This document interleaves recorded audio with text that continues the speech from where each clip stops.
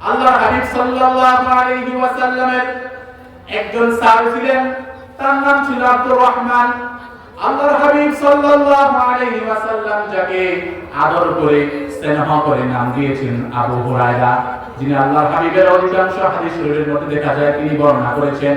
আবু হুরায়রা বলেন, আমি আল্লাহর হাবিবের দরবার থেকে গভীর রাতে বাসায় ফিরলাম।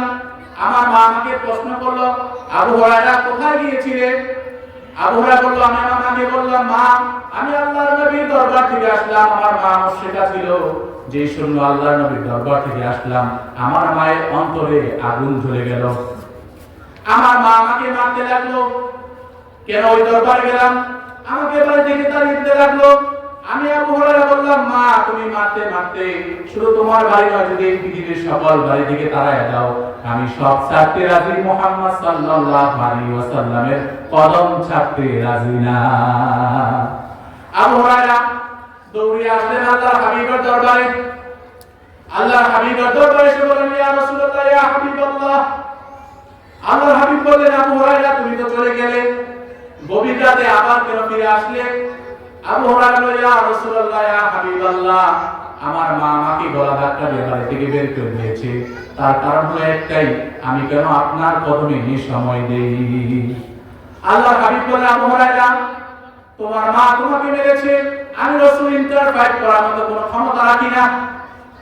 আবু হুরায়রা বললেন, ইয়া রাসূলুল্লাহ, ইয়া হাবিবাল্লাহ, আমি আমার মায়ের নামে নালিশ করতে আসি নাই, আমার মায়ের বিচার করতে আসি নাই, বিচার দিতে আসি নাই।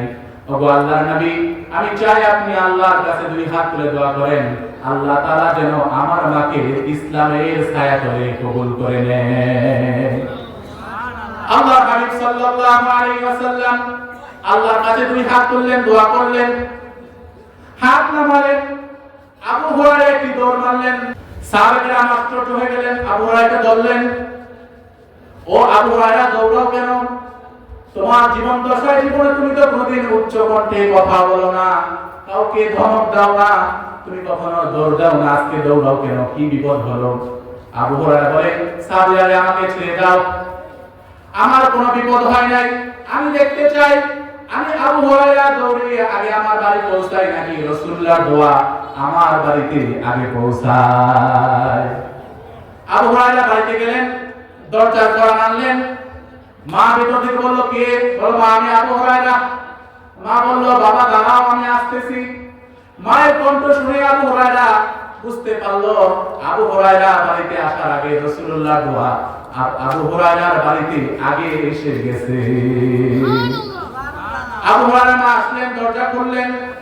আবু হুরায়রা মা এসে বললেন, বাবা আমি তোমাকে মেরেছি, বড় অন্যায় করেছি, অপরাধ করেছি, আমি বুঝি নাই, আমি গোসল করেছি, আমি পবিত্র হয়ে গিয়েছি, আমাকে জলদি করে নিয়ে চলো রাসূলুল্লাহর দরবারে, আমি ইসলাম গ্রহণ করব। সুবহানাল্লাহ। আবু হুরায়রা বলেন, আমি আল্লাহর হাবিবের দরবারে খিদমতে নিয়োজিত। একজন লোক আসলেন, জাআ রাজুলুন ইলা রাসূলিল্লাহি সাল্লাল্লাহু আলাইহি ওয়াসাল্লাম ফাকাল, ইয়া রাসূলুল্লাহ, মান আহাক্কু বিহুসনি সাহাবাতি। ওগো আল্লাহর নবী, আমি জানতে চাই আমার কাছ থেকে এই পৃথিবীর সবচেয়ে বেশি ভালো হকদারকে ব্যবহারের। সুবহানাল্লাহ। আল্লাহর হাবিব জবাব দিলেন, ক্বালা উম্মুকা, তোমার মা। লোকটি শান্ত হলেন না, আবার প্রশ্ন করলেন, সুম্মা মান? ওগো আল্লাহর নবী, তারপর কে? দ্বিতীয়বার কে? আল্লাহর হাবিব বলেন, ক্বালা উম্মুকা, তোমার মা। লোকটি সন্তুষ্ট হলেন না, লোকটি আবার বললেন, ইয়া রাসূলুল্লাহ, ইয়া হাবিবাল্লাহ, সুম্মা মান? তারপর কে? দ্বিতীয়বার কে? রাসূলুল্লাহ বলেন, ক্বালা উম্মুকা, তোমার মা। লোকটি আবার প্রশ্ন করলেন চতুর্থবার, ওগো আল্লাহর নবী, সুম্মা মান? তারপর কে? চতুর্থবার কে? আল্লাহর হাবিব সাল্লাল্লাহু আলাইহি ওয়াসাল্লাম চতুর্থবার বললেন, ক্বালা আবুকা। ওহে যুবক, চতুর্থবার হলো তোমার বাবা। আল্লাহর হাবিব সাল্লাল্লাহু আলাইহি ওয়াসাল্লাম বাবার চাইতে মায়ের গুণ বাড়িয়ে দিয়েছেন 3 গুণ। সুবহানাল্লাহ। তার একটি কারণ হচ্ছে আমাদের মায়েরা 3টি অতিরিক্ত কষ্ট করেন। সেই কষ্টগুলো কোনো পুরুষ, কোনো বাবা এমন পর্যন্ত ভাগ নিতে পারবে না। তার মধ্যে অন্যতম একটি হলো, একজন মা তার সন্তানকে একদিন নয়, 2 দিন নয়, 1 মাস নয়, 2 মাস নয়, 10-10টি মাস পেটে লালন পালন করে। শুধু কি লালন পালন করে? 1 একটি জীবন্ত মানুষ আরেকটি জীবন্ত মানুষকে পেটে নিয়ে নড়াচড়া করে চলাফেরা করে, নিজে কষ্ট পায়, স্লিপ খেয়ে পড়ে যায়, নিজের দেহটা আগে ফেলায়, কিন্তু সন্তানকে ব্যথা পেতে দেয় না। আরেকটি কারণ হচ্ছে একজন মা তার সন্তানকে যখন প্রসব বেদনা করেন, মেডিকেল সায়েন্স বলে একজন সুস্থবান পুরুষ, একজন সুস্থবান মানুষ মাত্র 3 ইউনিট ব্যথা সহ্য করতে পারে, কিন্তু একজন জনম দুঃখিনী মা তার সন্তানকে প্রসব করতে যেয়ে 1 ইউনিট 2 ইউনিট 3 ইউনিট নয় 7 গুণ অর্থাৎ 3 7 21 3 7 21 গুণ ব্যথা সহ্য করতে হয়। যদি এই কষ্টটাই ব্যথাটা কোন পুরুষ একবার জন্মই তো একবার নয়, পুরুষকে 7 বার মৃত্যুবরণ করতে হতো। আর তৃতীয় নাম্বার কারণ হলো একজন মা তার সন্তানকে দুধ পান করান। ইমাম মাহমুদ আরসি বলেন একজন শিশু তার মায়ের কাছ থেকে 7 গুণের অধিক দুধ পান করে। পৃথিবীর যত সম্পদ আছে, যত টাকা পয়সা আছে, এমনকি যদি শরীরের চামড়া দিও পিতা মাতাকে আমরা জুতা বানাই দেই, তাদের পায়ে নিচে পাপোশ বানাই দেই, মায়ের 1 ফোঁটা দুধের ঋণ শোধ করা যাবে না। আল্লাহর হাবিব সাল্লাল্লাহু আলাইহি ওয়াসাল্লামের কাছে একজন বৃদ্ধা মহিলা আসলেন। আল্লাহর হাবিব সাল্লাল্লাহু আলাইহি ওয়াসাল্লাম দাঁড়ায় গেলেন, তার শরীর মুবারক থেকে তার চাদর মুবারকটা বিছাই দিলেন, বৃদ্ধা মহিলাটি বসলেন। আল্লাহর হাবিব সাল্লাল্লাহু আলাইহি ওয়াসাল্লামের সাথে কথোপকথন করলেন। আল্লাহর হাবিব সাল্লাল্লাহু আলাইহি ওয়াসাল্লামের সাথে যখন কথা বললেন, বুড়ি মহিলাটি দাঁড়ায় গেলেন, আল্লাহর হাবিবও দাঁড়ায় গেলেন, বুড়ি মহিলাকে বিদায় দিলেন। সাহাবারা আশ্চর্য হয়ে গেলেন, এই কোন মহিলা যার কারণে দু জাহানের বাদশা মুহাম্মদ রাসূলুল্লাহ সাল্লাল্লাহু আলাইহি ওয়াসাল্লাম নিজে দাঁড়ায় যায়, সে কোন ব্যক্তি?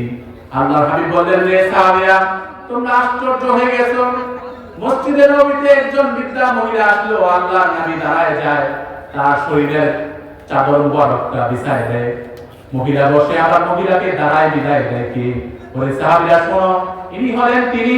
আমি যখন পৃথিবীতে আগমন করেছি, আমার মায়ের দুধ আমি বেশি দিন কিসমত হয় নাই, আমি বেশি দিন খেতে পারি নাই, আমি যার দুধ খেয়ে বড় হয়েছি, যার কোলে পিঠে বড় হয়েছি, ইনি হলেন সেই বৃদ্ধা মহিলা হালিমাতুস সাদিয়া। সুবহানাল্লাহ। আল্লাহর হাবিব সাল্লাল্লাহু আলাইহি ওয়াসাল্লাম কত বেশি মহব্বত করতেন, কত বেশি পিতামাতাকে সম্মান করতেন। আজ আমাদের কি অবস্থা হলো, আমরা পিতামাতাকে কতটুকু সম্মান করি?